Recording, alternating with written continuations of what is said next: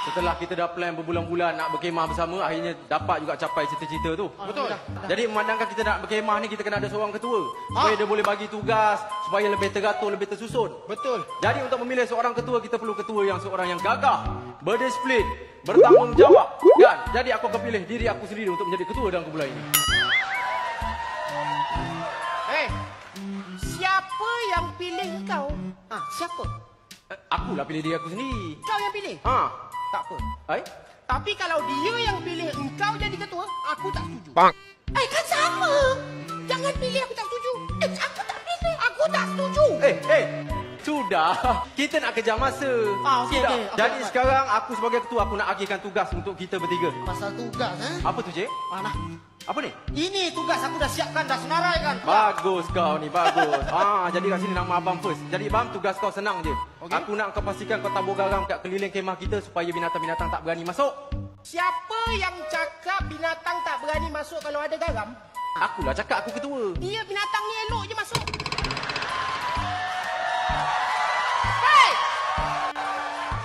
Ya, aku makan garam yang disamakan aku dengan binatang, kenapa? Bila macam buaya tu. Ini tau. Sudah. Apa masalah dengan garam? Yelah, kenapa garam? Boleh bubur gula, boleh bebek kunyit. Ni lagi satu ladi hitam, lagi elok. Hantu takut tau. Mana kau tahu hantu takut ladi hitam? Tengok TV. Itulah kau. Hantu tak takut ladi hitam. Bukti.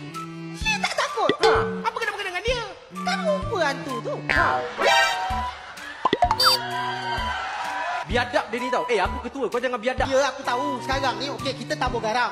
Binatang memang takut dengan garam. Tapi binatang buas, dia ganas, tak takut apa-apa.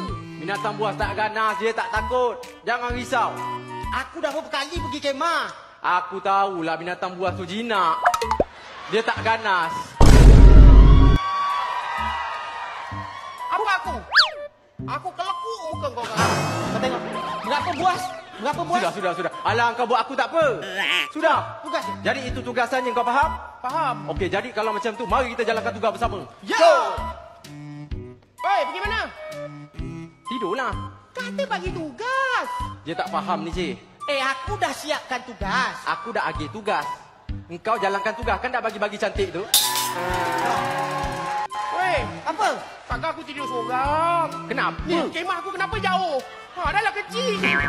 Kalaulah singa datang tidur dengan aku, tak sebulan dia dengan aku kat dalam tu. Tak kalah, kau seorang pecah kemah. Singa nak tidur mana? Aku tak peduli, aku tak pindah juga.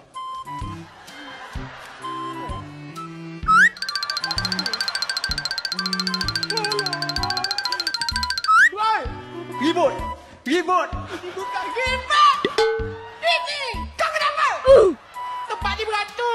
Alah, kau ni nak tidur sekali lah tu. Dah, main masuk lah. Tahu pun. Jangan berdengkur, Jangan berdengkur, tidur.